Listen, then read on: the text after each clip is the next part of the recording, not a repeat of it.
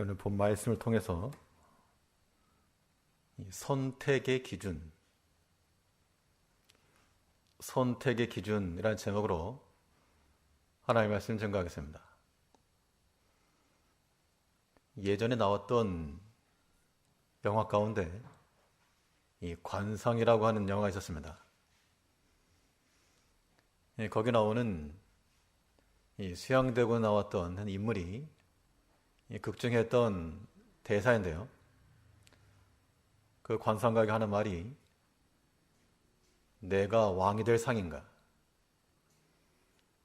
이 관상가 그걸 보고 속으로 떨면서 저 눈매, 올라간 입꼬리, 외모에서 풍기는 그 풍채, 그런 것을 가지고 저건 필시 왕이 될 만한 상, 실상은 역적이라 그랬지만, 그 판단과 근거를 가지고 왕이 되겠는가 못 되겠는가, 그렇게 이야기했던 일이 있습니다.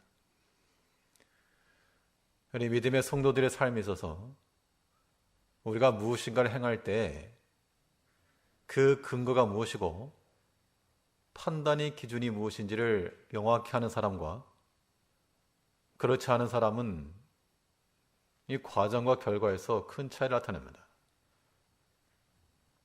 뭘 하더라도 알고 하는 사람이 있고 그냥 남이 한다니까 따라하는 사람이 있는데 그건 천지 차이입니다.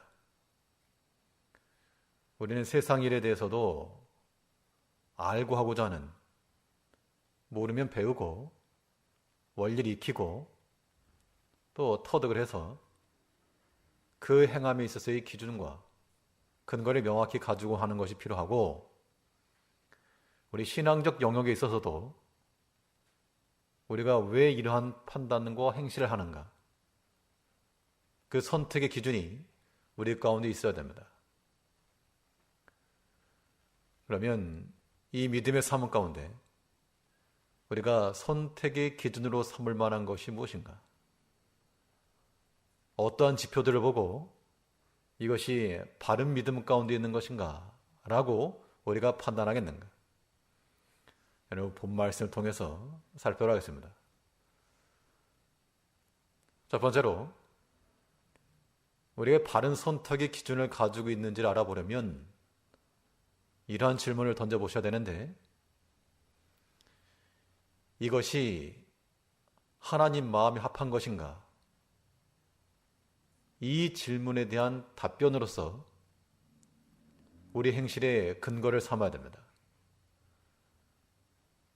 우리가 무엇을 하든지 무슨 말을 하든지 이것이 과연 하나님 마음에 합당한 것인가? 라고 하는 그 기준을 따라 말하고 행할 때 우리의 실수는 줄어들 것이고 또 하나님 앞에서 열매 맺는 삶을 살 겁니다. 우리 무엇보다도 우리 자신의 원하는 것이 궁극적인 목적이 되어서 안 됩니다. 우리는 목적을 위해 살아가죠, 사실은. 목적한 바를 위해서 살지만 우리의 원하는 바가 궁극적인 목적이 아니라는 겁니다. 사람이 시험을 보려면 공부도 하고, 자격증을 따려도 공부도 하고, 또 뭘 하려고 그래도 준비를 하고, 계획과 목적 없이 사는 사람이 어디 있습니까마는 그 계획을 가지고 나갈지라도 그것이 내가 이루어야 될 궁극의 목적이 되지 않는다. 우리 어디까지나 하나님께서 기뻐하시면 행할 것이고 하나님께서 아니라 하시면 언제든지 돌이킨다. 그런 마음을 가지고 나가야지만이 그 유연한 신앙적 사고 속에서 하나님의 뜻을 이루어가는 겁니다. 오늘 본 말씀을 보게 되면 이 사무엘에게 이 백성들의 그 장로들이 나와서 당신의 아들들이 당신과 같이 행하지 않으니 우리도 다른 나라와 같이 왕을 주시오. 그렇게 말했을 때 사무엘은 그걸 기뻐하지 않았지만 하나님 앞에 기도하고 나니까 하나님께서 이제 알게 해라. 이 백성들에게 왕의 제도가 무엇인지 알게 해라. 그렇게 말씀하겠습니다. 본문 8절을 보시면 10절 말씀에서 9절이죠. 그러므로 그들의 말을 듣되 너는 그들에게 엄히 경계하고 그들을 다스릴 왕의 제도를 알게 하라. 백성들은 이 사무엘에게 나와가지고 요구하는 바가 우리에게도 왕을 주시오. 그 근거가 무엇이냐 살펴보니 이건 무슨 다른 근거 없고 우리도 다른 나라들처럼 왕이 좀 있어야 되겠습니다. 그 기준이 다른 나라들처럼 5절 말씀에서는 그에게 이르되 보소서 당신은 늙고 당신의 아들들은 우리에게 왕을 세워 당신의 행위를 따르지 아니하니 열방과 같이 우리에게 왕을 세워 우리를 다스리게 하소서 한지라. 사실 왕을 요구한 것 자체가 비성경적인 것이라고 볼 수는 없습니다. 하나님께서 이미 이 모세를 통해서 만일 너희가 약속한 땅에 이르러 너희 가운데 다른 나라와 같이 왕을 세우고자 하는 뜻이 일어나거든 이러이러하게 해라. 이미 신명기에 기록이 되어 있습니다. 그렇기 때문에 왕을 요구한 것 자체가 문제가 아니고 여기 있을 문제는 하나님께서 그들에게 왕을 세우라 할 때는 그 기준이 있었는데 이 백성들의 요구는 다른 나라들과 같이 세워달라. 다른 나라의 왕이 있으니까 우리도 세워달라. 그 일을 하고 있는 겁니다. 그런데 하나님께서는 왕을 세울 때 기준을 뒀습니다. 신명기 17장 6절 말씀에 보게 되면 너희 가운데 왕을 세울 때 너희 형제 중에서 세우되 네 가지를 금했는데요. 먼저는 말을 많이 두지 말고, 말을 많이 두지 말라는 이야기는 군사력 의지하지 말아라 그 이야기입니다. 비록 너희가 왕을 세우고 왕정을 통해 행할지라도 그의 군사력 의지해서 그것이 너희를 지켜줄 거라 생각하지 말아라. 그리고 애굽으로 돌이키지 말아라. 이건 외교 의지하지 말라 그 얘기입니다. 자기네들보다 강한 애굽 왕의 힘을 빌어서 뭔가 외교적으로 해결해 보겠다. 그런 마음도 갖지 말아라. 하나님이 친히 너희의 주권자요 너희의 보호자이시다. 왕을 세워도 하나님께서 그렇게 세우라 그랬습니다. 또 금한 것이 너희가 왕을 세우되 은금을 많이 두지 말아라. 물질 의지하지 말라는 겁니다. 세상 가운데 왕이 아니라도 그 물질의 든든함을 가지고 그것 믿고 사는 것, 그것은 하나님을 왕으로 섬기는 것이 아니니 그렇게 하지 말라. 그리고 또 금한 것이 아내를 많이 두지 말아라. 종력과 탐색에 빠져서 살지 말 것을 명했습니다. 이것은 만일 너희가 왕을 세우고자 하거든 이런 기준을 가지고 왕을 세워라. 근데 이 백성들이 요구한 왕의 기준이 무엇입니까?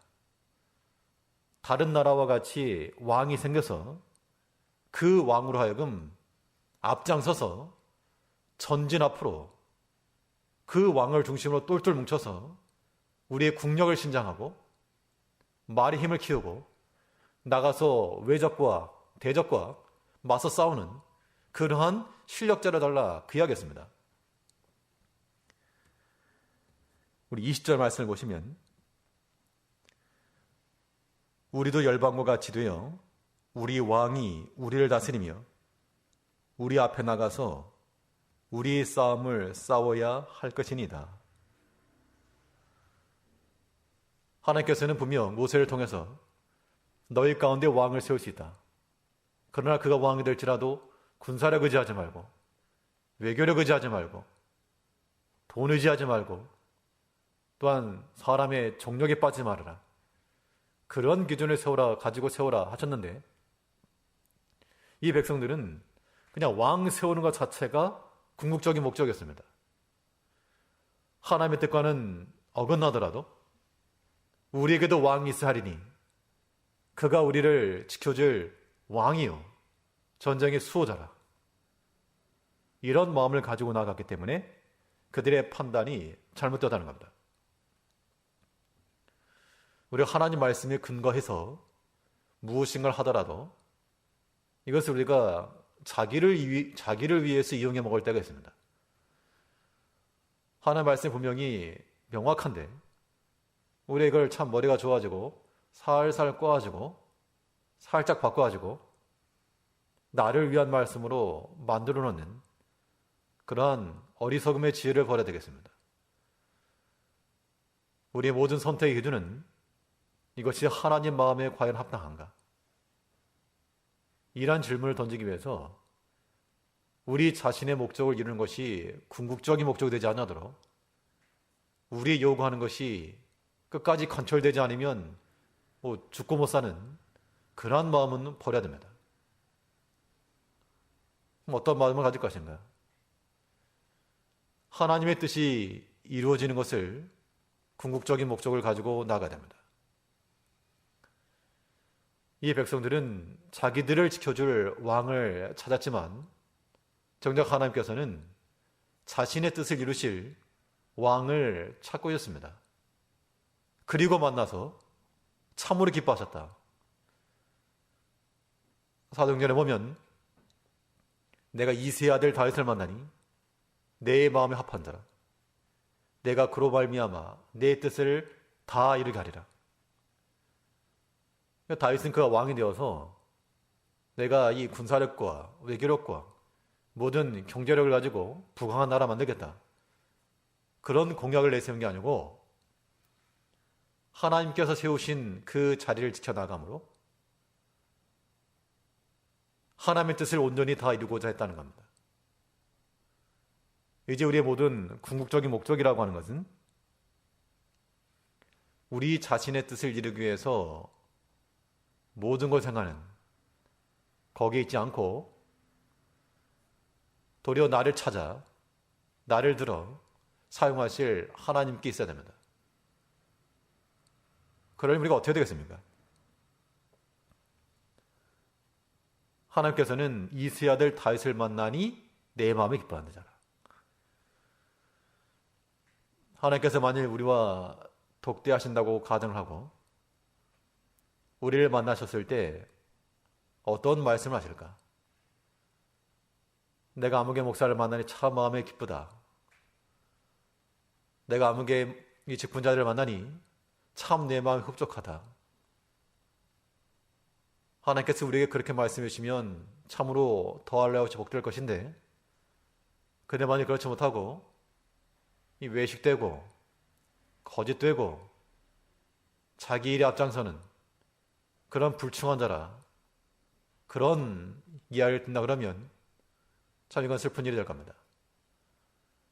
이제 우리 행하는 모든 개인적인 일에 있어서나 또 모든 신앙적인 일에 있어서 우리의 궁극적 목적은 내 자신의 뜻을 이루기 위해서 계획하고 나의 원함을 이루기 위해서 알게 모르게 계획을 세우고 뜻을 이루는 그런 것에 두지 마시고 하나님께서 나를 들어 이루실 그 일에 대해서 관심을 가져야 됩니다. 그러면 우리는 하나님 만나야 됩니다. 하나님께서 그 다윗의 아들 이새를 만나니 내 마음에 기뻐하는 자라. 다윗도 하나님을 만남으로 하나님의 뜻을 이루기에 기뻐한 자가 된 겁니다. 근데 우리는 하나님께 쓰임받는 종이 아닌 하나님 우리의 도구로 사용하려고 하는 그러한 못돼 먹은 심성들만 남아 있습니다. 하나님의 뜻은 여기 있다 알아도 그건 나와 전혀 관계없이 나의 욕을 이룬다. 그러한 모든 판단과 행동은 처음에는 좋은 줄 알아도 처음에는 득이한 줄 알아도 나중에 가면 큰 파선함이 이릅니다. 바울이 배로 타고 로마로 행할 때 이제 때가 겨울도 되고 배로 지나기가 어려운 상황이라서 지금 행선하면 위험하니까 나중에 가자. 그런데 이 선주가 간다. 우리 한두 번 해보냐. 이 백성들이 이 바울의 말보다 그 선장과 선주의 말을 더 믿었다. 그리고 출항을 했는데 처음에는 남풍이 불어서 순항함으로 저들이 득의한 줄 알았으나 얼마 못 가서 유라굴로라고 하는 광풍을 만나 파손함이 이르렀다는 겁니다. 우리가 하나님의 뜻을 순종함 없이 자기의 목적을 이루기 위해서 계략을 꾸미고 나가게 되면 성공하는 듯 보입니다. 순항을 함으로 득의한 것처럼 보이지만 얼마 가지 못하여 유라굴로라는 광풍이 대적하여 피하여 갈 수밖에 없는 상황에 직면할 것을 우리가 미리 깨달아서 나를 위해서 일을 이루려 하지 마시고 하나님의 뜻을 이루기를 믿으셔야 됩니다. 요나가 하나님의 말씀을 듣고 명령 분명 알았습니다. 니네에 가서 전해라. 근데 싫었죠.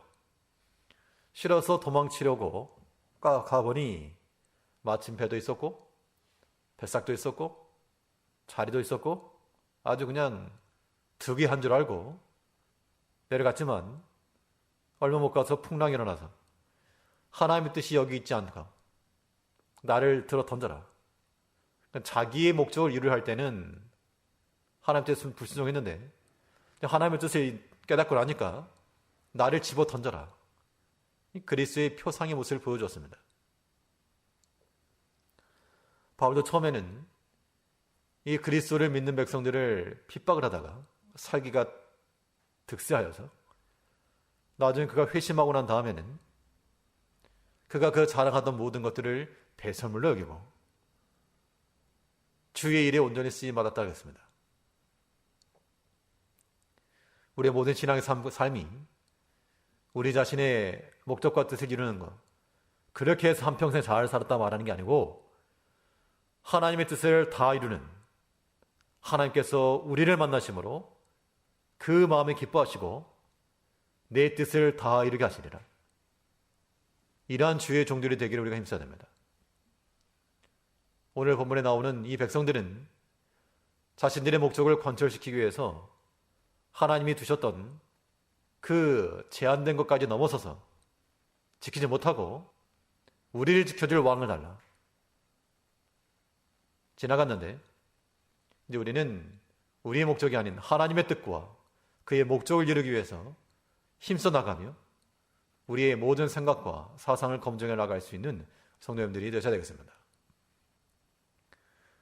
또 둘째로 우리 신앙인의 삶에 있어서 선택의 기준으로 삼을 만한 것이 무엇일까? 두 번째 질문은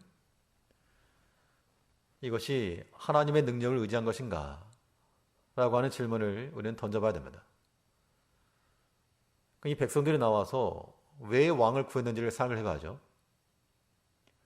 표면적으로는 사무엘의 아들들이 뇌물을 받고 판결을 굽게 하는 그것이었지만 그 이면에는 그건 아마 표면적인 이유였을 것이고 만약 사사들이 뇌물을 받았다 그러면 그걸 다 토해내라 하고 다시는 그렇게 하지 말라 하고 그랬을 것인데 그들이 사사를 요구한 것이 아니고 다른 나라들처럼 왕을 요구한 것은 이미 진작부터 왕에 대한 갈망이 있다는 겁니다. 백성들 사이에서 수근수근거림이 있었고 왜 우리는 왕이 없느냐? 왜 우리는 왕 안 세우느냐? 그런 이야기도 있었을 겁니다. 그 백성들이 왕을 구한 것은 일단 불안하기 때문에 그렇죠. 우리나라가 불안하고 만약 대적이 쳐들면 어떻게 되는가? 지금까지 우리를 도우신 그 하나님의 능력은 이미 다 잊었고 자기들을 구원해 줄 수 있는 사람을 의지하겠다 그 이야기입니다. 그러므로 우리가 바른 선택을 해 나가려면 거기엔 반드시 거기에 하나님의 능력을 의지했는가? 하나님의 능력을 기초로 하고 있는가? 그 질문을 던져가야 됩니다. 이래서 우리는 하나님의 도우심을 항상 기억하며 살아가야 됩니다. 이 복기가 필요해요. 복기. 하나님께서 지난날 그 어려운 순간들마다 참 헤쳐나갈 수 없는 그 아픔의 위기 때마다 하나님께서 나를 어떻게 도우셨는가 자꾸 꺼내서 재생하고 반복해서 기억을 하고 또한 반복해서 묵상을 하며 감사해 나가는 것. 이것이 능력의 하나님을 의지하는 것이요. 그러면 이 백성들이 만일 그 지난날 사사시대에 그 숱한 대적의 압제 가운데서 그들을 구해주었던 사사들의 이름이 아니라 그 배후에 계신 하나님, 죄악 가운데 빠진 우리를 회개하며 돌이켰을 때 사지 은총을 주시고 구원하신 그 하나님의 능력을 기억했다 그러면 비록 세상과 같은 왕의 제도가 없어도 얼마든지 하나님 앞에 엎드려 간구하고 하나님의 그 힘의 능력을 의지해서 살아갈 것인데 그러지 못했다는 겁니다. 하나님의 그 도우시던 은혜는 이미 잊은 지 오래되었고 우리 앞에는 두려움만 여전히 남아있는, 우리를 도우신 하나님의 은혜를 기억하지 못하면 복된 인생이 아닌 겁니다. 처음에는 감사를 해도 시간 지나면 당연한 게 되고 아쉬운 게 되고 그게 사람의 마음입니다. 사람의 마음이라고 그것을 합당시 여겨서 안 되지 않고 그 사람의 마음이 잘못되었음을 깨달아야 됩니다.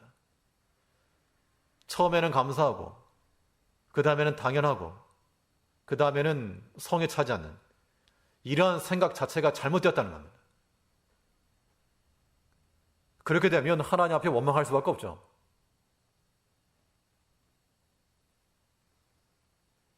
하나님께서 이스라엘을 통해서 하신 말씀이 이 백성들이 예루살렘 가운데 흐르는 그 실로아의 천천히 흐르는 물을 싫어하고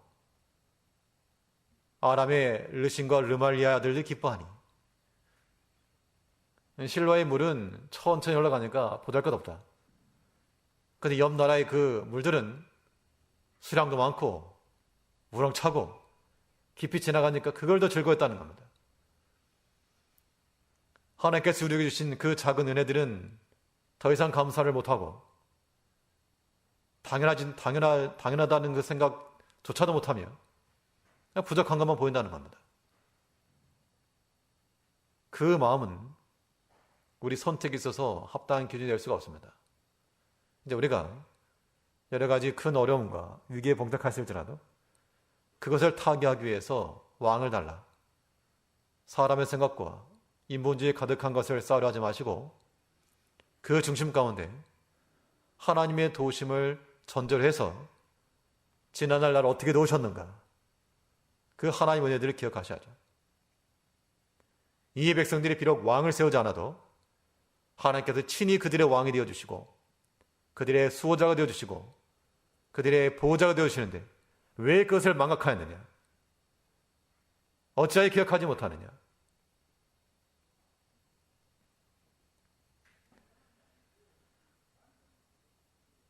우리의 말과 행실 가운데 하나님의 능력을 의지하였는가? 이 질문을 꼭 던져서 그러하지 못하면 우리의 것을 수정하고 그 기준에 맞으면 믿음 안에서 끝까지 견디면 됩니다. 그러면 하나님 능력이라고 하는 것이 예전에 나타난 것은 기억할 수 있겠는데 우리에게 문제는 지금이요. 지금과 앞으로의 일.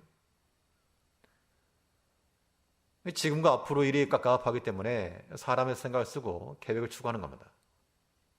그러나 이럴 때에도 우리 신앙인들에게 있어서의 기준은 명확하게 하나님의 능력에 의지한 현재가 되고 하나님의 능력을 기초로 한 우리의 앞날이 되어야 됩니다.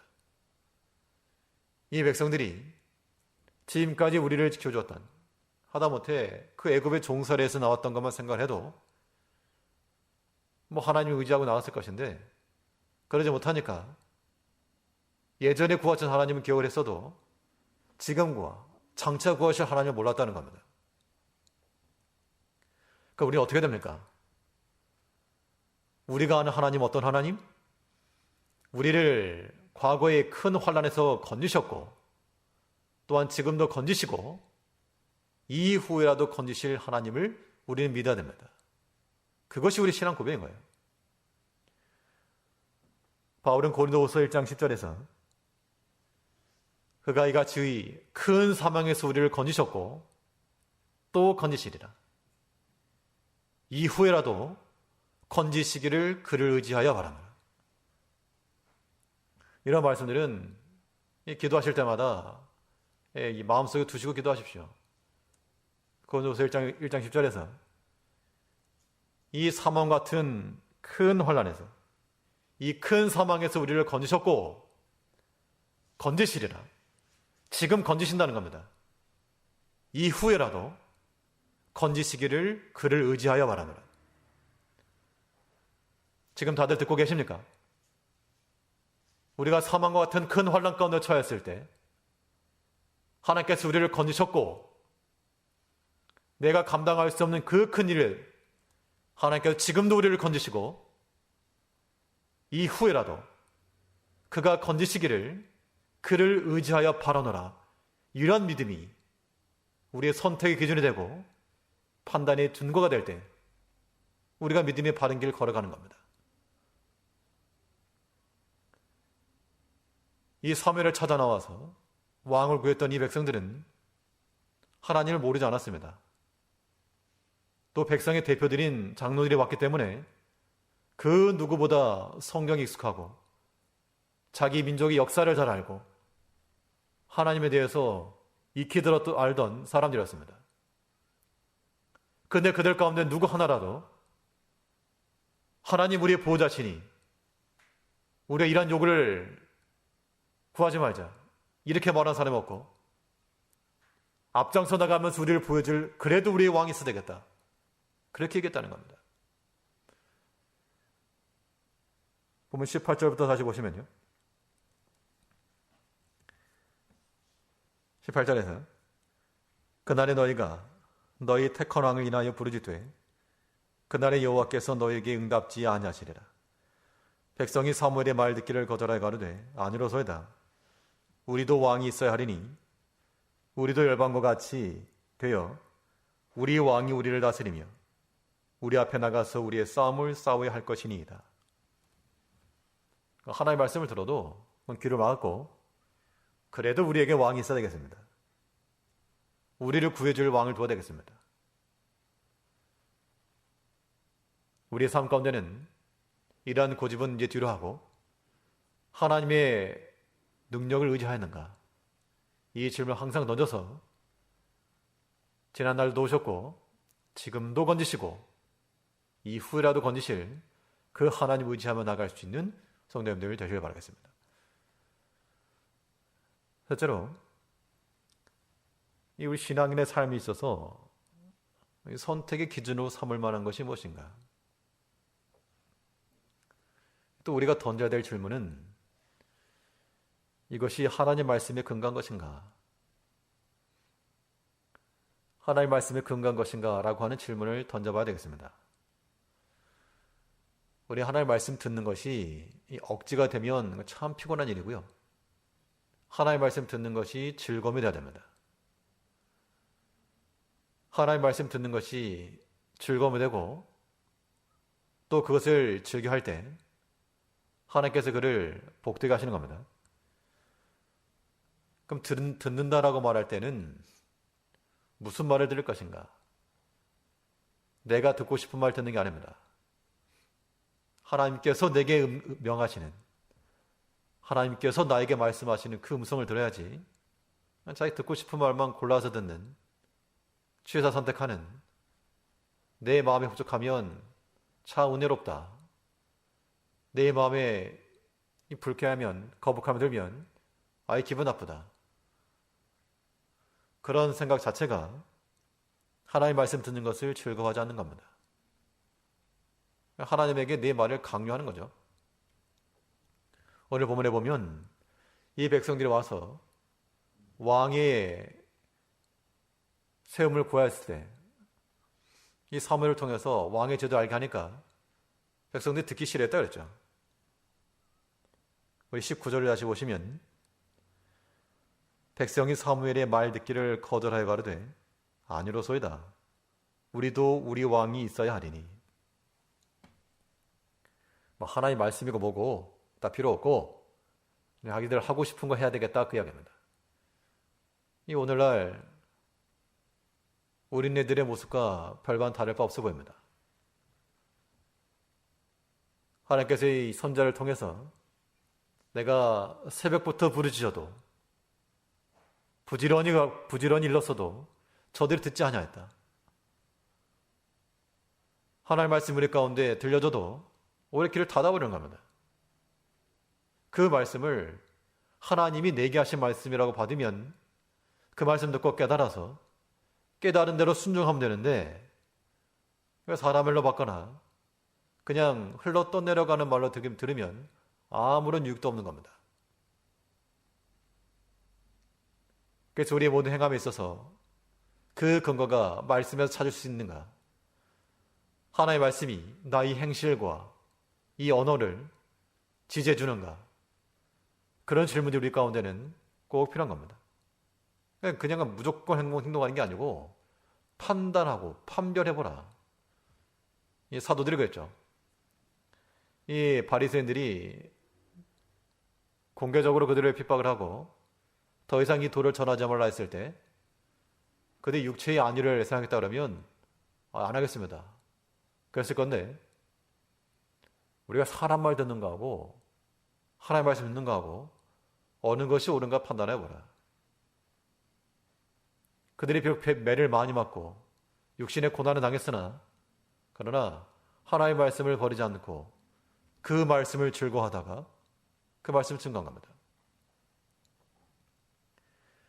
우리가 말씀에 근거하는 삶을 살아가려면 말씀 듣기를 기뻐하셔야 됩니다. 즐거워하셔야죠. 한 발 더 나아가서 하나님의 말씀 듣는다는 것이 그냥 수동적 측면에서 그냥 듣는다라고 하는 정도가 아니고요. 하나님 말씀을 가까이 하는 것은 하나님 백성들의 본질적 사명이라고 인식하셔야 됩니다. 하나님의 말씀을 듣는 것이 뭐라고요? 하나님 백성들의 본질적 사명이에요. 본질적 사명. 본질적인 걸 놓치게 되면 그건 빈 껍데기죠. 하나님의 말씀 듣는 것이 우리의 본질적 사명이므로 무슨 일이 있더라도 학생들이면 무슨 일이 있더라도 학교 가고 직장인들도 무슨 일이 있어도 직장 가는 것처럼 하나님의 백성들은 무슨 일이 있어도 하나님의 말씀을 챙겨 드려야 됩니다. 그 말씀 가운데 엎드려야 됩니다. 하나님께서 그런 백성 만들려고 열방 가운데서 너희를 불러 거룩한 백성을 삼아놨더니 이제는 너희가 도로 그 백성 가운데 돌아가려 하느냐. 주를 가까이 하여 그의 말씀을 듣게 한 너희와 같이 복받은 나라가 어디 있는가. 하나님께서는 그렇게 말씀하시면서 그 백성들을 열방 중에서 뽑아놨는데 자기들은 다 돌아가겠다는 겁니다. 우리 세상 가운데서 하나님의 구별된 자로서 선택함을 받아 오늘 이리까지 이루고 있습니다. 우리는 그러면 그것을 복된 것으로 알아야 되는데 하나님께 친히 그러지 않았습니까? 신명기서에 보게 되면 그 신에 가까이 함을 입은 나라가 누가 있느냐? 너희가 아니냐? 근데 그것을 귀하게 여기지 않고 귀를 막아? 듣기를 거절해? 그럼 복을 차버리는 겁니다.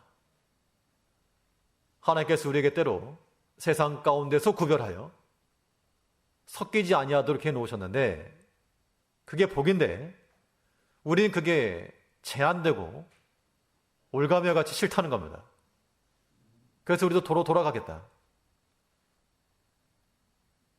마치 갯벌에 생물질 나왔다가 쏙 들어가는 것처럼 도로 돌아가겠다.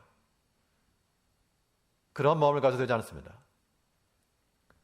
우리의 모든 성도들의 행함에 있어서는 하나님의 말씀을 듣고 가까이 하는 것을 기뻐할 뿐만 아니라 그것은 우리의 사명이라. 하나님의 말씀을 듣고 깨달아 순종하는 것이 나의 사명이라. 이 땅 가운데 살아가면서 내가 해야 할 일이다. 그렇게 생각을 하시고 하나님의 말씀을 들어야 됩니다. 어떤 자리든지 하나님의 말씀이 선포되는 곳에 우리 모든 시간이 멈추고 행동이 멈추고 마음이 하나님 향하여 정지하여 하나님의 시간으로, 하나님의 사람으로 변화받는 그런 모습이 있어야 됩니다. 하나님의 말씀에 근거하는가? 이러한 질문과 이러한 기준을 따라 우리 모든 언행이 이루어져 나갈 때 우리 믿음의 발행을 걸어가는 겁니다. 이 신앙 여정 가운데 있어서 하나님의 마음에 합당한가? 우리는 과연 하나님의 능력을 의지하고 있는가? 그 말씀을 사랑하고 귀히 여기는가? 이런 기본적 질문들을 항상 던지면서 하나님의 백성다운 하나님의 백성이 그 복을 잃지 않는 모든 주의 성도님들 되시길 바라겠습니다. 기도하겠습니다.